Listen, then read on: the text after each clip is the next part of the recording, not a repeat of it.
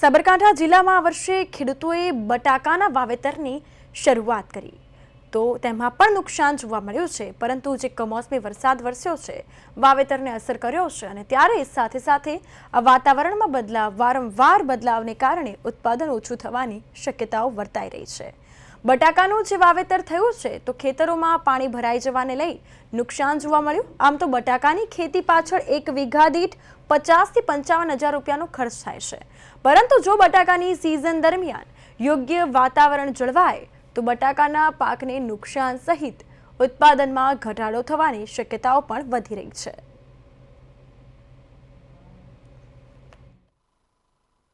બટાકાનું વાવેતર કર્યું છે।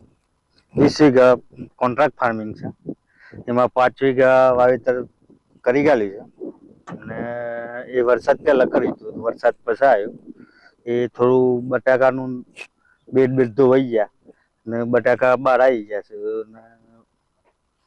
કોન્ટ્રાક્ટ ફાર્મિંગ હતું એટલે 20 રૂપિયા કંપનીએ ઘટાડ્યા છે, એટલે કંપની જો લે તો સારું, નહીં તો નુકસાન જશે। અને હવે આ વરસાદ રહ્યો છે એટલે વાવેતર શરૂ કર્યું છે। જો પાછી આગાહી સાથ જો વરસાદ આવ્યો તો નુકસાન જશે। અત્યારે મેં 7 વીઘાનું વાવેતર ચાલુ કર્યું છે।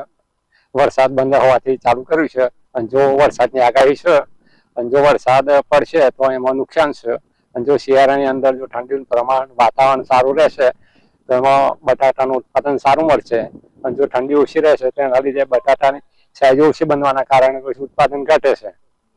પછી વેપારીઓ લેવામાં આનાકાની કરતા હોય છે, ભાઈ સાઈઝ નથી, આમ છે તેમ છે, એ રીતે અમને ઘણું બધું નુકસાન જાય છે। અત્યારે અમારે 12 વીઘા જેવું બટાકાનું વાવેતર કરવાનું છે। તેમાં બટાકાનું કટિંગ, ડ્રીપ, પાવડર, દવાઓ છાંટવી વગેરે વગેરે 1 વીઘા 50 થી 55 હજાર જેવો ખર્ચો થતો હોય છે। જો આ પર બી વાતાવરણ સારું રહ્યું તો બટાકાનું જે ઉત્પાદન છે સારું થશે। જો વાવેતર ખરાબ રહ્યું તો વાવેતર ખરાબ થઈ શકે છે।